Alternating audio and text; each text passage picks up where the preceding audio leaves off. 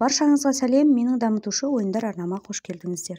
Біздің арнада кезекті видео балаларда мүлдем жалықтырмайтын ойын сәйкес сендіру. Ең алдымен сіздерге бұл ойынның жасалу жолын көрсететін боламын. Сіздерге қажетті заттар түрлі түсті қағаздар және де ақ қағаз қажет болатын болады. Егер 2-3 жасар балаңыз сөйлемесе, бірақ барлық командаларды орындайтын болса, онда 3 жасқа дейін балаңызға ұялы телефонды мүлдем бермеуіңіз қажет. Бұл баланың дамуын және тілінің шығуын тежейді. Үй жағдайында баланың дамуына қалай көмектесеміз? Баланың ұсақ моторикасын дамытуға арналған түрлі ойындар ұйымдастырыңыз. Балаға ертегі кітаптар және де уақытыңыздың көп бөлігін балаңызбен өткізуге тырысыңыз. Бұл ойын 3 жастан 5 жасқа арналған ойын. Ойын арқылы балалар қоғамдық тәрбиені меңгереді, өзінің психологиялық ерекшеліктерін қалыптастыратын болады.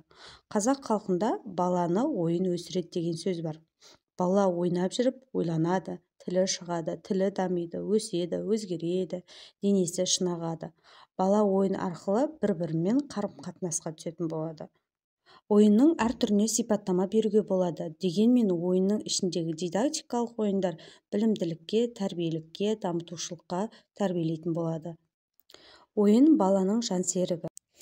Қай бала болмасын ойнап өседі. Әрбір елдің ойыны сол елдің қоғамдық тұрмыс-тіршілік айналасындағы кәсіп шаруашылық ерекшелігіне байланысты.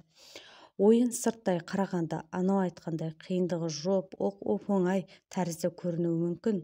Ал іс жүзінде бала үшін ойынға қатысты басқалармен тіл табысып, өзінің ойлану, ойын іске асыру оңай емес. Бұл ойынды сіздерде үй жағдайында балаларыңызға жасап берулеріңізді ұсынамын. Ойын нәтижесінде бала өз еркімен ойынның шарттарын орындайтын болса, баланың бойында өзіне деген сенімділік арта түседі және де үлкен-кішілі деген ұғымды қалыптастырады.